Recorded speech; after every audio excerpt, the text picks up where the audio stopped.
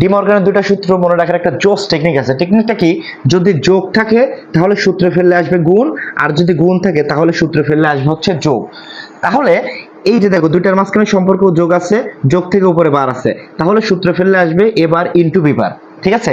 আর এখানে আছে দেখো গুণ, গুণ থেকে উপরে বার আছে, এটাকে সূত্রে ফেললে আসবে এ বার প্লাস বি বার, ঠিক আছে। তাহলে এইটা যদি হয়, দেখো এক্স প্লাস ওয়াই বার যদি আমি দেই, এটাকে তুমি কি বলবে, দুইটা রাশির মাঝখানে যোগ আছে, উপরে বার আছে, তাহলে সূত্র ফেললে কি চলে আসবে, x bar into y bar.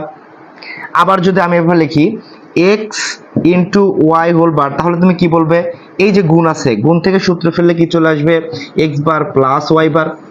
Same ভাবে আমি যদি লিখি p plus q whole bar, তাহলে তুমি কি বলবে, যেহেতু যোগ থেকে উপরে বার আছে, তাহলে হবে পি বার ইনটু কিউ বার।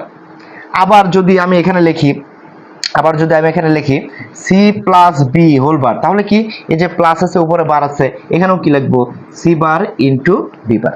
তাহলে যোগ থেকে উপরে বার থাকলে আসবে গুণ, আর গুণ থেকে উপরে যদি বার আসে তাহলে হবে যোগ, ঠিক আছে। আশা করি বিষয়টা ক্লিয়ার।